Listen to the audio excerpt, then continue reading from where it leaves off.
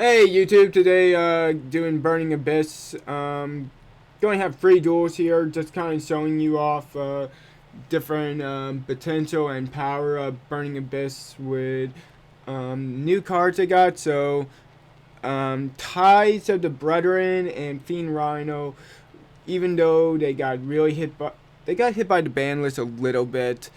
I don't think they're hit even. It didn't hurt them as bad as when they lost when Turgai to one. So honestly, I don't think It really was too bad, but oh well. At least this way we get to kind of show you how these um, Rhino and our and Tiger the Brethren kind of just fix up the deck a lot.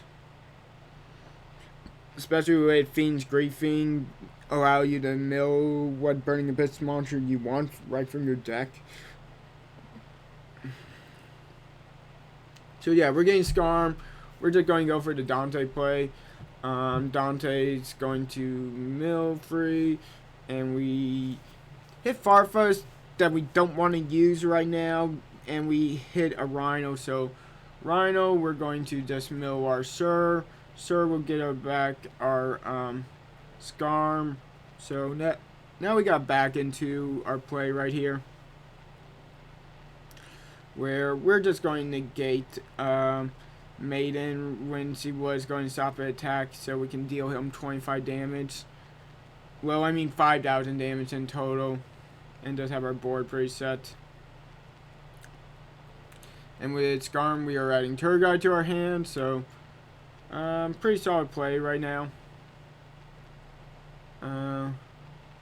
He played one card, and our Fire Lake we don't want to play, but he obviously quit there. Don't really blame him. Obviously, just go for Farfa, get another Dante, mill free again. Had a Rhino, so obviously we just had plays for days that would allow us to win, and that just kind of the interesting thing in this deck. Now, this is basically what I was talking about with Ties and Fire Lake. One day when I was talking about Ties of the Brethren and its power is, you see right there we have a free card combo. It did cost us 2,000 life points, but now we're going to be able to destroy free cards our opponent play whenever they try to set up, and these cards will all give us net advantage next turn to this turn anyway, so it's not like we're really taking a neg. Because yeah, we just played the Fire Lake, burn this stuff, and now we're getting our Graph and our Scarm, so that's pretty good, to be honest. We're going to summon our Fiend Rhino here. Fiend Rhino, and just use Virgil. Use our Rhino's effect, get rid of Sir, special summon Graph. Kind of just why I like Fiend Rhino. He is such a good card, and he is the better version of Mathematician for this deck. Normally Mathematician is a great card, but with this one you just cannot succeed with that. And yeah, we were using his chicken game to get our Sir in our hand, and we'll just mill free. We get our Graph. We didn't get anyone else, but we got our Graph, and we'll just leave our Farfa on board. No need to play anything else. So opponent going to draw. He's still not playing anything that is hurting us too much, other than he's just drawing quite a bit of his cards, to be honest. And we'll just need to get an attack in, and obviously his goal is going to be to stop us from getting an attack in. So Exodia versus Burning Abyss, people. Exodia versus Burning Abyss. Here we'll just use our Virgil. We'll return this field spell, pseudo space, since he can't chain this, and this actually essentially put a card back on top of the deck that will make it harder for him to ever win. And Graph effect. Graph is always going to be good. get our Bartleby. We'll get rid of him real quick to summon Dark Law, and Barb will just banish a couple of cards, so we can deal our opponent 900 damage. And there we see the Swift Scarecrow. Swift Scarecrow doesn't really stop us, but what can we say?